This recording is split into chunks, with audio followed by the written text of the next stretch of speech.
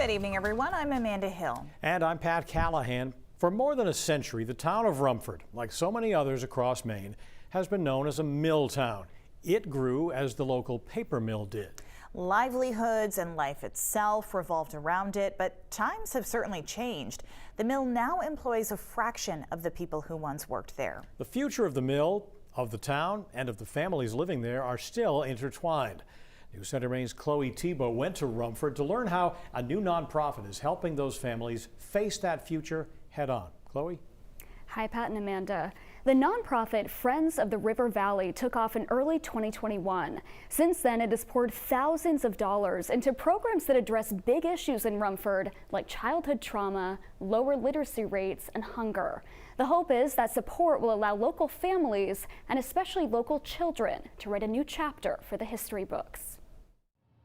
I could sit there and probably cry 24/7 just looking at it. Houses are just gone. Laura Hagan has lived in the greater Rumford area for more than 3 decades. In that time, she has watched her community change and become almost unrecognizable. A lot of the good stuff is gone.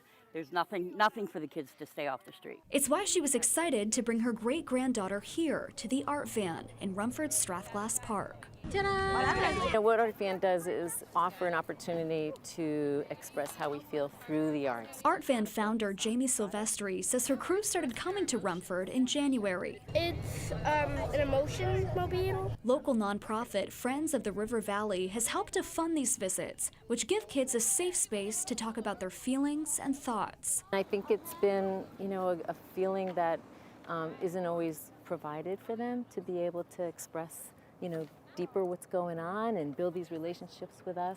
Well, first I count these and then I count those. Having that emotional outlet is important to many of the children in this town who are up against obstacles every day. There's many, as you might guess. Christopher Decker is the principal of Rumford Elementary School, which has about 250 students in pre-K to 4th grade.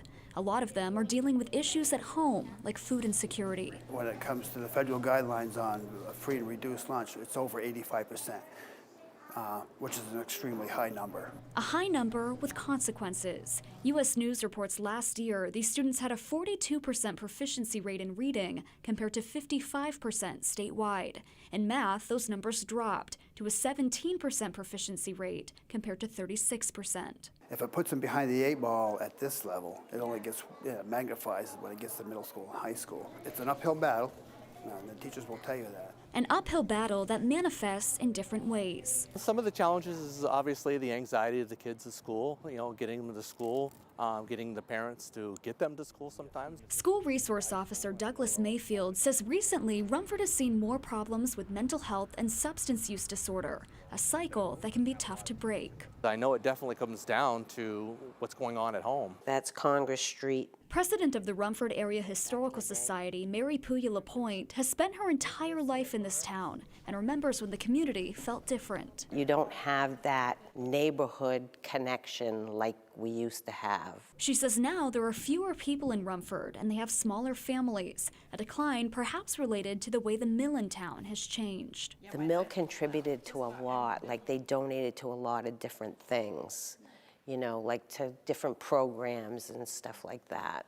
And I think that's changed. The paper mill employed probably 3,300, 3,400 employees. And today, I think the number of total employees at the ND paper mill is down around 600. Matt Copris is another lifelong Rumford resident. He's also the president of Friends of the River Valley. We're hoping that we can reach out and impact some of the younger kids in the community that may be in, really challenging situations. Copris says the nonprofit's goal is to help local kids succeed against the odds.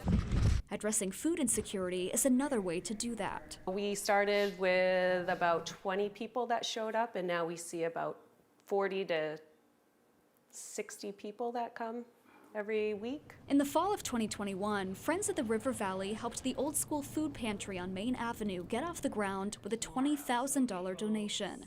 Since then, a team of 16 volunteers has been running the pantry every Wednesday. I think there's always been a need for food in this area, and the need has become more since the pandemic started. The doors open on both sides. The nonprofit also helped pay for one of 2 meal vans that RSU 10 uses to feed students. This was a godsend.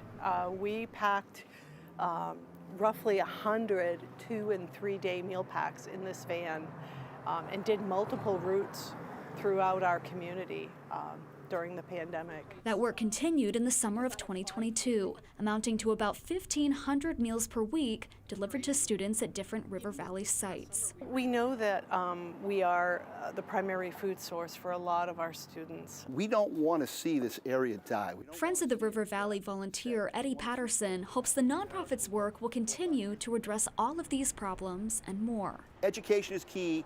Volunteerism is key. Getting people to recognize that there's more to life than just getting by day by day. Now, Friends of the River Valley began its journey with founding board members Darby and John Beliveau's support of the Rumford Public Library.